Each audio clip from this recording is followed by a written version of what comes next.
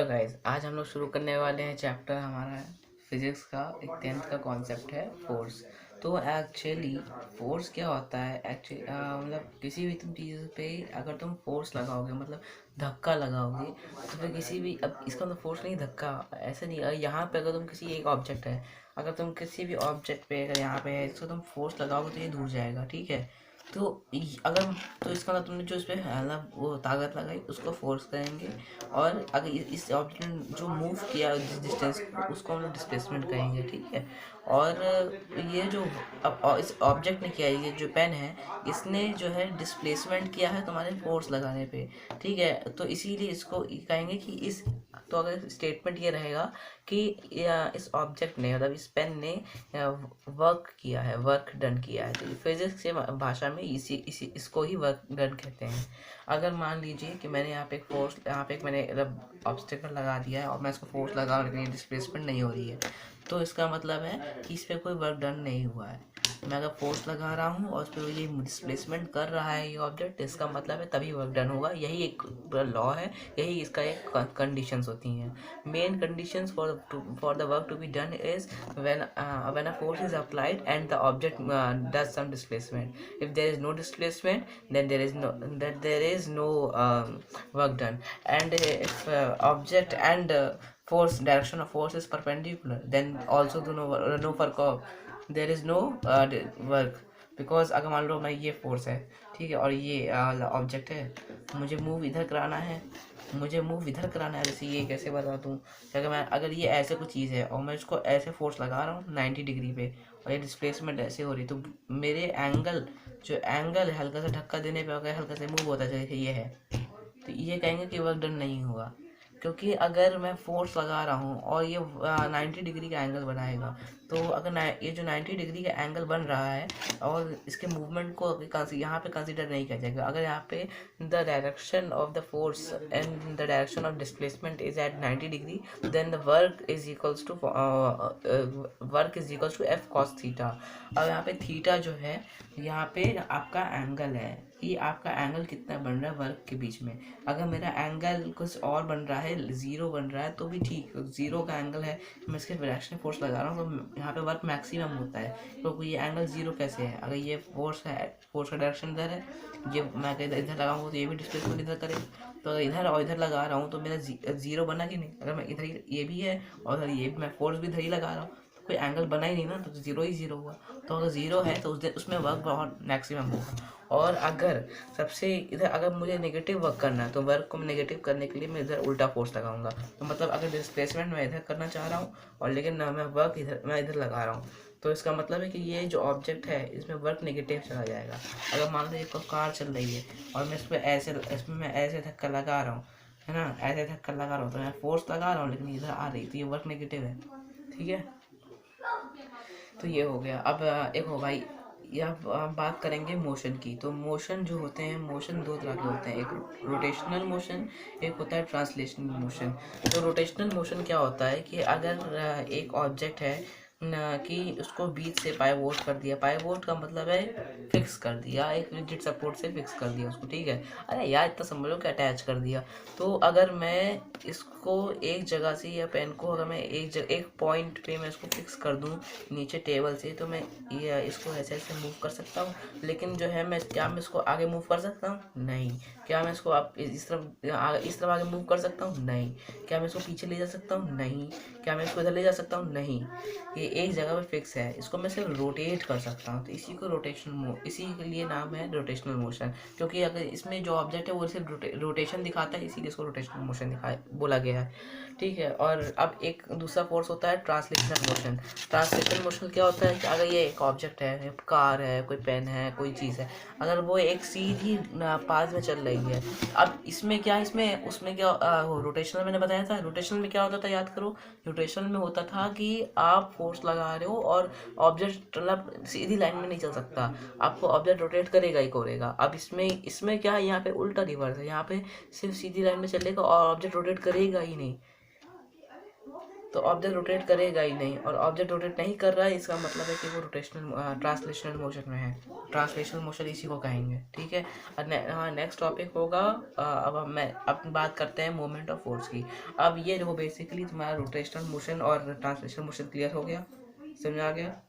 चलो very good. तो ये अब बात करेंगे ट्रांसलेशनल मोशन की। अब ट्रांसलेशनल मोशन का मतलब यही है क्या, इसमें जो ऑब्जेक्ट की स्पीड रहती है, अगर कांस्टेंट स्पीड है अब फिर थोड़ा स्लो स्पीड है या फिर थोड़ा नॉन वेरिएबल स्पीड है, तो ये इस हिसाब से स्पीड अलग अलग हो जाती है, तो मोशन थोड़े बहुत डिफरेंस आते हैं। लेकिन अगर अगर एक रोटेशनल मोशन है और रोटेशनल मोशन में अगर फिक्स कर दिया गया तो जितना फोर्स लगाओगे तो उसके परपेंडिकुलर डिस्टेंस पे ही वर्क करेगा। अगर मैं अगर वहाँ पे परपेंडिकुलर फोर्स लगा रहा हूँ तो ये मेरा मैक्सिमम है। अब इसमें एक्चुअली क्या है कि यहाँ पे भी वर्क डन हो रहा है, लेकिन अब क्वेश्चन मैं तुम लोगों से ये पूछता हूँ, इसका मुझे कमेंट में जवाब दो कि अगर मैं एक ऑब्जेक्ट को पाइवोट कर दूँ, ठीक है, और यहाँ पे 90 डिग्री से फोर्स लगाऊँ, तो क्या वो ऑब्जेक्ट वर्क करेगा? इसका मुझे आंसर जो है कमेंट में आप दीजिए कि अगर मैं इस ऑब्जेक्ट को मैं पाइवोट कर दूं एक पॉइंट से, और क्या तो फिर क्या ये ऑब्जेक्ट में फोर्स लगाऊं 90 डिग्री, तो जाहिर सी बात है ये ऑब्जेक्ट रोटेट करेगा। लेकिन क्या ये ऑब्जेक्ट जो है कह सकते हैं कि ये वर्क डन किया है, क्योंकि ये ऑब्जेक्ट डिस्प्लेसमेंट नहीं कर रहा है। तो इसका करेक्ट आंसर यही होगा कि ये ऑब्जेक्ट डिस्प्लेसमेंट नहीं कर रहा है, इसीलिए इसमें कोई वर्क डन नहीं हुआ है। तो भाई अब ये हो गया क्लियर कॉन्सेप्ट, ठीक है, समझ आ गया। तो अब बात करेंगे रोटेशनल मोशन की। रोटेशनल मोशन में क्या होता है कि अगर आपके पास एक मतलब ऑब्जेक्ट है, आप लोग 10th ICSE तक का यही समझाया गया है, हर बोर्ड में यही समझाया गया है कि मूवमेंट ऑफ फोर्स अभी एक स्केल पे चलता है, ठीक है। मान लो अगर ये स्केल होती है प्रॉपरली सीधी लाइन की जैसी कुछ चीज़ होती है, उसी पे आपको रोटेशनल मोशन दिखाई दे सकता है। अब ज़रूरी नहीं है, अब आपसे कोई बड़ी बड़ी चीज़ें नहीं पूछेंगे, हाँ मतलब एक सीधी डायरेक्टली चीज़ें पूछेंगे। अब ये भी नहीं है आपसे कोई सर्कल पूछ लिया, आपको ट्रायंगल पूछ लिया, ऐसा नहीं है। हाँ, लेकिन अगर आपको कॉन्सेप्ट क्लियर है तो आप बोर्ड्स इसमें आपसे आसानी से क्लियर कर सकते हो। तो बोर्ड्स में ऐसे क्वेश्चन आएंगे 10 से 5 नंबर के ऐसे क्वेश्चन आ सकते हैं, और इसमें MCQ भी आएगा, जो मैंने आपको थ्योरी अभी बताई तो यही आएगा। और आप देखो इसी के साथ नया टॉपिक स्टार्ट करते हैं। नया टॉपिक हमारा है मोमेंट ऑफ फोर्स। तो ये फोर्स हो गया, समझ में आ गया। अब मोमेंट ऑफ फोर्स की बात करें तो मोमेंट ऑफ फोर्स ये होता है बेसिकली ये रोटेशनल मोशन की ही एक प्रॉपर्टी है, उस ऑब्जेक्ट की प्रॉपर्टी है जो रोटेशनल मोशन करते हैं।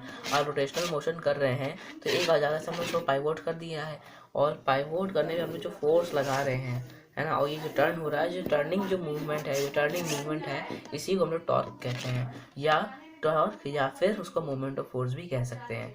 और यही टर्निंग मूवमेंट को या फिर यही टर्निंग के एक तरीके को ही हम मोमेंट ऑफ फोर्स कहते हैं, समझ गए। या फिर एक सिंपल वर्ड दे दिया गया उसको टॉर्क, या फिर उसको टॉर्क भी बोल सकते हैं, बोला जा सकता है। और अब देखो इसका टॉर्क का भी एक फॉर्मूला होता है। टॉर्क का फॉर्मूला होता है torque is equals to force into perpendicular displacement. अब यहाँ पे क्या है, टॉर्क यहाँ पे वर्क की यूनिट के जैसे बराबर है, लेकिन ये वर्क है नहीं, समझ रहे हो, ये वर्क नहीं है। टॉर्क का मतलब है फोर्स इनटू डिस्प्लेसमेंट, है ना, लेकिन जो डिस्प्लेसमेंट यहाँ पे परपेंडिकुलर है, और परपेंडिकुलर डिस्प्लेसमेंट वर्क जीरो हो जाता है, या फिर इसीलिए यहाँ पे जो वो है टॉर्क वर्क को बिल्कुल कंपेयर मत करना। लेकिन हाँ, आगे जाके न्यूमेरिकल्स में हम उसको यूज़ कर सकते हैं। न्यूमेरिकल्स में कैसे करेंगे इसको हम अलग वीडियो में बताएंगे, लेकिन अभी मैं आपको पूरा समझा दूँ कि ये कॉन्सेप्ट्स की क्या है। तो मोमेंट ऑफ फोर्स सीधी बात यही कहता है कि अगर हम किसी भी चीज़ पर स्केल पे, अगर आप मान लो फॉर एग्जांपल, अगर किसी स्केल पे अगर हम इसको यहाँ एंड से किसी एंड से फिक्स कर दें, किसी एक एंड को फिक्स कर दें और यहाँ पे एक फोर्स लगाएं, जो टर्निंग पॉइंट है उसको कैलकुलेट, जो ये टर्निंग मूवमेंट है वो कितना टर्न हो रहा है, जैसे अगर ये है उसको मैं कितना टर्न कर रहा हूँ, यही इसका मूवमेंट है, ठीक है, मोमेंट ऑफ फोर्स है। और मोमेंट ऑफ फोर्स इसको या मतलब इसी मूवमेंट को मोमेंट ऑफ फोर्स कहते हैं, ठीक है। अब मोमेंट ऑफ फोर्स का यूनिट होती है फोर्स इनटू डिस्प्लेसमेंट। अब जैसा फॉर्मूला कहता है वैसे ही इसकी कंडीशन भी है, जितना फोर्स लगाओगे इसको इंक्रीज डिक्रीज करने की यही एक तरीका है कि इसके फॉर्मूले में ही इसका आंसर है कि जितना फोर्स लगाओगे उतना ही मोमेंट बढ़ेगा। Moment is directly proportional to force. और जितना डिस्प्लेसमेंट करेगा, जितना रोटेशन होगा, उतना ही उसका टॉर्क तब भी बढ़ेगा, क्योंकि अगर मान लो परपेंडिकुलर डिस्टेंस ज़्यादा है तो तब भी टॉर्क आसानी से होगा। लेकिन मोमेंट ऑफ फोर्स और टॉर्क, मोमेंट ऑफ फोर्स में जो है टॉर्क में, अगर ये इसमें जो परपेंडिकुलर डिस्टेंस में, इस डिस्टेंस की बात नहीं कर रहा हूँ, इस डिस्टेंस में मैं बात कर रहा हूँ उसकी कि ये जो फोर्स है कि डिस्प्लेसमेंट एक में कितना यहाँ पे लिया हूँ।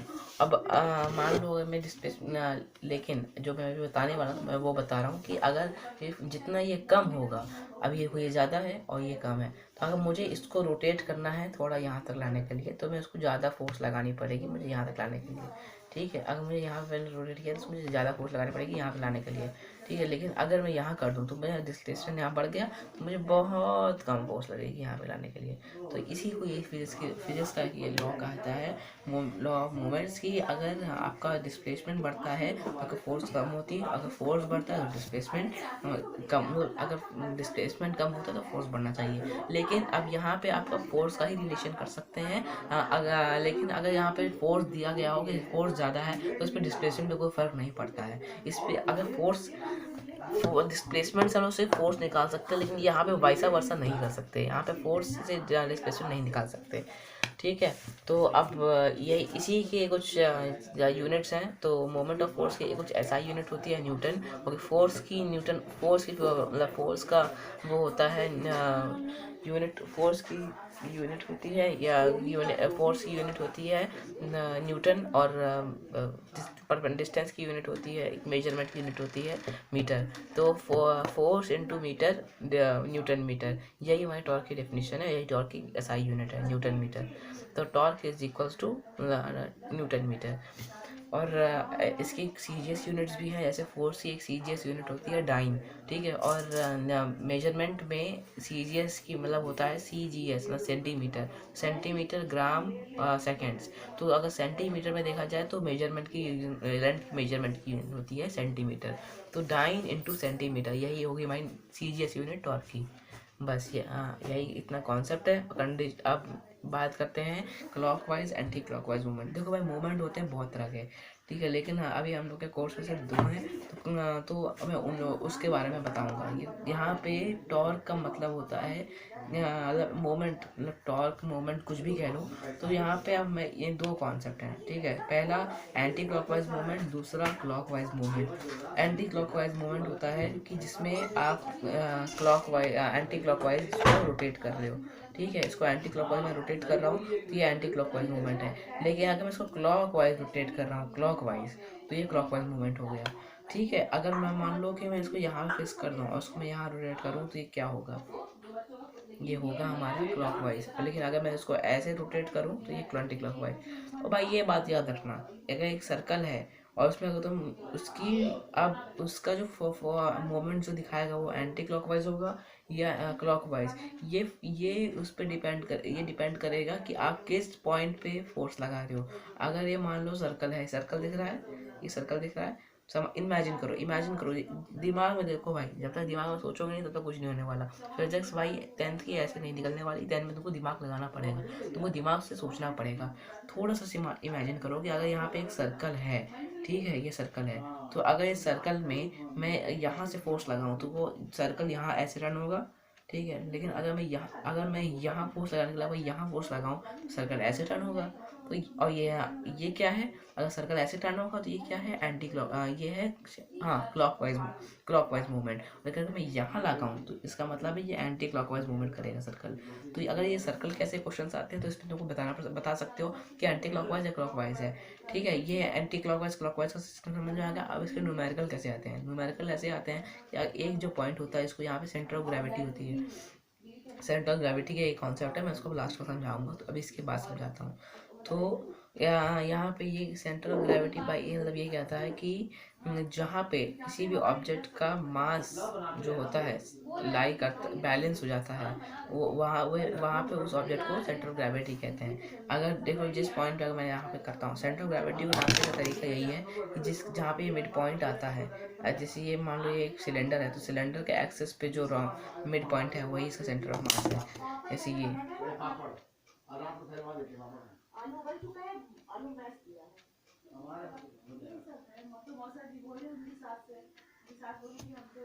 इसी को हम कहें, अरे यार, सेंटर ऑफ ग्रेविटी।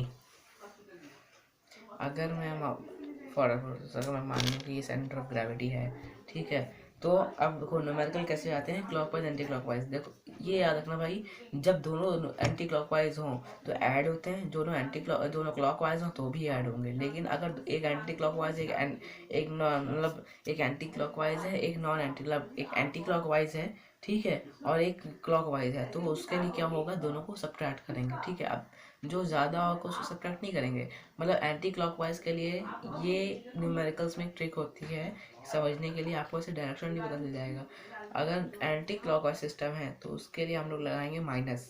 जितने भी एंटी क्लॉकवाइज टॉर्क मूवमेंट होंगे उनके लिए हम लोग फोर्स टॉर्क को माइनस में लिखेंगे, फोर्स को माइनस में नहीं लिखेंगे, टॉर्क को माइनस में लिखेंगे, ठीक है।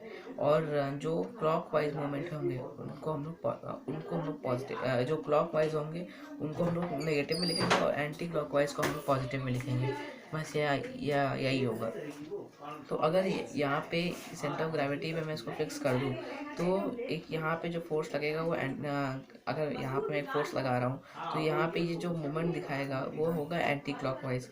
और यहाँ पे अगर मैं कोई वेट बैलेंस कर दूँ तो एक यहाँ पे वो मोमेंट दिखाएगा, वो होगा क्लॉकवाइज मोमेंट। तो अगर एक क्वेश्चन मतलब बोर्ड में आएगा कि अगर इसको दोनों साइड पे एक यहाँ पे 18 ग्राम्स का है, यहाँ पे 20 ग्राम का है, तो ये जो यहाँ पे जो क्लॉकवाइज मूवमेंट दिखाएगा, सॉरी एंटी क्लॉकवाइज जो मूवमेंट दिखाएगा, तो उसको हम लोग पॉजिटिव ले लेंगे, जो क्लॉकवाइज दिखाएगा उसको नेगेटिव ले लेंगे, और साथ में जो है दोनों को माइनस कर देंगे।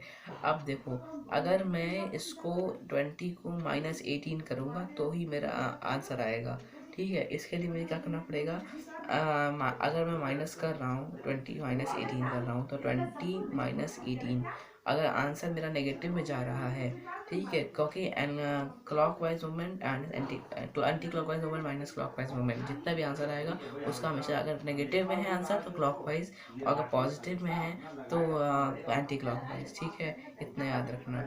अब एक आता है कि कंडीशन टू बी इक्विलिब्रियम, यही यही सेम कॉन्सेप्ट है, न्यूमेरिकल्स इसके इसी पे आते हैं कि अगर इस दोनों क्या कहाँ पे एक फोर्स हमने लगा दी 50 ग्राम की इधर, ठीक है, तो अब 25 ग्राम का फोर्स हम लोग कहाँ लगाएं। अब मान लो इधर साइड की जो लेंथ है वो है 1 मीटर, 2 मीटर, और यहाँ पे भी 2 मीटर, यहाँ पे हमने इधर एंड पे हमने बैलेंस कर दिया 50 ग्राम का, ठीक। अब हमें इसको बैलेंस करने की, अब पूरा हमें ऐसा कहाँ, अब हम लोग 25 ग्राम का वो एक वेट लगाएं कि जैसे कि उसको उस पॉइंट पे वेट सस्पेंड करने पे ये पूरा जो है हिले डुले ना एकदम पूरा बैलेंस हो जाए। तो वो होगा, देखो अब उसके लिए एक फाइंड करना होगा, दोनों के इक्विलिब्रियम की कंडीशन होती है कि दोनों के मोमेंट सेम रहते हैं, दोनों साइड के मोमेंट सेम है। तो अगर दोनों साइड के मोमेंट सेम है, फॉर सपोज अगर टू बी इन इक्विलिब्रियम लिखेंगे कि टू बी इन इक्विलिब्रियम, अगर दोनों साइड के मोमेंट सेम है तो 50 ग्राम, और ये 2 × 2 मीटर, और उसके बाद यहाँ पे भी 2 मीटर है, लेकिन 2 मीटर नहीं लिखेंगे, यहाँ पे एक्स, जितना डिस्टेंस पे हम लोग लगाएंगे उसको हम लोग एक्स ले लेंगे, है ना। जितने डिस्टेंस हम लोग 25 ग्राम वाला लगाएंगे उसको हम लोग एक्स ले लेंगे, और 25 ग्राम को 25 ग्राम ले देंगे। तो 2 मीटर इंटू 25 ग्राम, और यहाँ पे थे मतलब यहाँ पे भी X metre into 2 metre into 50 gram, और एक्स मीटर इंटू 25 ग्राम। तो अब क्या होगा, कैंसिल आउट करेंगे तो हमारा आंसर आ जाएगा 1/2, 1/2 मतलब, सॉरी आंसर आ जाएगा 1। तो इससे क्या होगा, अब हमें पता चल जाएगा कि यहाँ पे 2 था, तो इसको हम लोग कैंसिल आउट करेंगे तो हमारा आ जाएगा आंसर। तो इसीलिए इसमें अगर हम लोग लगाएंगे तो इसका डबल आंसर आएगा, क्योंकि जब जब डिस्प्लेसमेंट कम होगा तो अगर जब मान लो वेट हमको कम दिया है तो उसका अगर वेट हाफ है तो जो डिस्प्लेसमेंट होगा वो डबल हो जाएगा, और अगर वेट डबल है तो डिस्प्लेसमेंट जो हाफ हो जाएगा। बस यही कॉन्सेप्ट है यार, यही न्यूमेरिकल आते हैं। प्रिंसिपल ऑफ मोमेंट्स क्या कहते हैं, अब कंडीशन इक्विलिब्रियम क्या कहती हैं, सम ऑफ ऑल फोर्सेस, है ना, sum of all forces should be zero. ठीक है, सम ऑफ द बीट क्या कहते हैं, सिग्मा सिग्मा और sum of all forces should be zero. Sigma torque of all side should be zero. ठीक है, across a body. Then principle of moments कहता है कि एक बॉडी को बैलेंस करने के लिए क्लॉकवाइज मूवमेंट और जो होना चाहिए वो एंटी क्लॉकवाइज मूवमेंट के इक्वल होना चाहिए, या फिर vice versa clockwise anti clockwise दोनों इक्वल होना चाहिए, बस इतना याद। ठीक है, ये दोनों हमारे कंसेप्ट हो गए। अब हम लोग का आता है कि मीटर रूल, है ना। मीटर रूल, अब न्यूमेरिकल कैसे बनते हैं मीटर रूल, कि आपको ये रूल दे दी गई है। अब मीटर रूल जब भी बोलता है तो एक यहाँ पे अपनी कॉपी में लाइन ड्रॉ कर लेना, और लाइन ड्रॉ करके मीटर रूल आता है तो उसको आप बैलेंस कर लेना। अगर क्वेश्चन में बोला है कि मीटर रूल को अपने में सेंटर ऑफ ग्रेविटी पे बैलेंस किया गया है, तो या फिर एक मिड पॉइंट पे बैलेंस किया गया, तो मीटर रूल का मतलब है 1 मीटर में 100 सेंटीमीटर होते हैं। तो यहाँ पे 0 लिखोगे, यहाँ पे 100 सेंटीमीटर लिखोगे, 0 सेंटीमीटर 100 सेंटीमीटर। और बीच में एकदम एग्जैक्ट का यही कहीं बीच, यहाँ पे जैसे ये रूल है तो एक बीच में तुम बनाओगे। ज़्यादा असली में 1 मीटर की नहीं बनानी है लाइन यार, है ना। अब ये नहीं है, इतने बड़े बच्चे हो यार तुम, 1 मीटर के लिए लाइन नहीं बनानी है तुम्हें। 1 मीटर में मतलब थोड़ी सी छोटी सी लाइन बनाओ, थोड़ा छोटा सा थोड़ी सी लाइन बनाओ, और उसमें क्या करो कि बीच की तरफ जो है एक ट्रायंगल बना दो लाइन के नीचे। यहाँ मतलब ट्रायंगल पे ऐसे लाइन बना दो, ये ऐसे ट्रायंगल है तो उस पर तुम एक लाइन बना दो।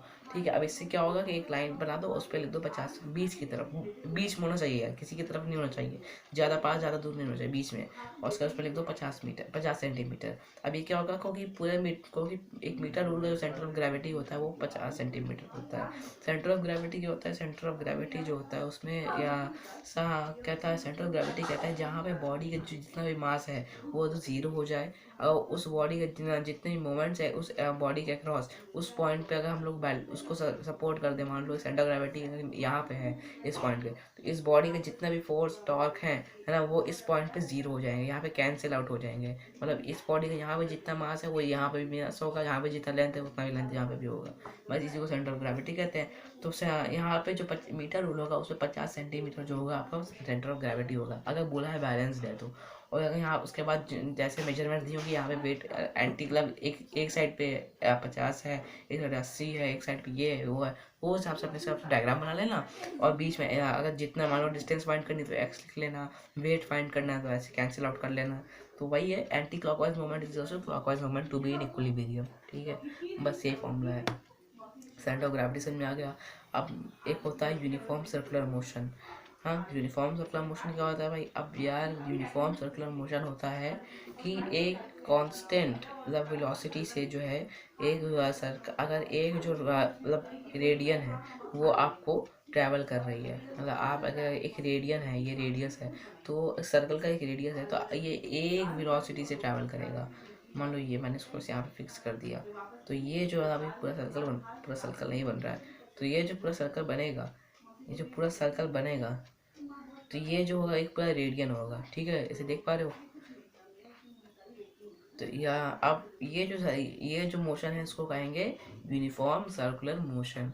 इसमें यह क्या है कि यहाँ पे यूनिफॉर्म सर्कुलर मोशन रहता है, यहाँ पे स्पीड को यहाँ पे स्पीड कांस्टेंट रहती है, लेकिन डिस्प्लेसमेंट जीरो रहता है। डिस्प्लेसमेंट कभी कभी नेगेटिव में चला जाता है, डिस्प्लेसमेंट पॉजिटिव हो जाता है, क्योंकि ऐसा इस कभी डिस्प्लेसमेंट जीरो भी हो सकता है, क्योंकि यहाँ पे डिस्प्लेसमेंट जीरो होता है।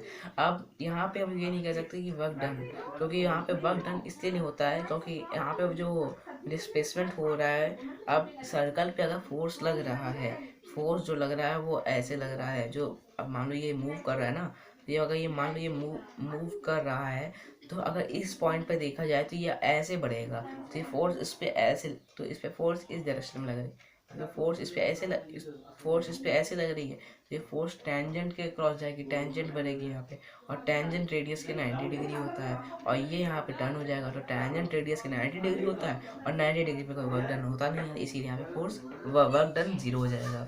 बस यही कॉन्सेप्ट है सेंट्रीपीट। अब हम लोग देखो यार, कुछ साइंटिस्ट थे उन्होंने यही कहा कि अब अगर कोई फोर्स ऐसे मैरी गो राउंड पे, उन्होंने एक साइंटिस्ट थे, मतलब एक साइंटिस्ट था, मुझे अभी नाम ये नहीं याद आ रहा, लेकिन हाँ एक साइंटिस्ट थे, उन्होंने कहा था कि अगर एक वो एक मैरी गो राउंड में बैठे, उन्होंने कहा कि एक उनके कोई एक फोर्स है जो उनको मैरी गो राउंड के सेंटर की तरफ खींच रही थी। जो सेंटर की तरफ खींच रही थी उन्होंने उसको नाम दे दिया सेंट्रीफ्यूगल।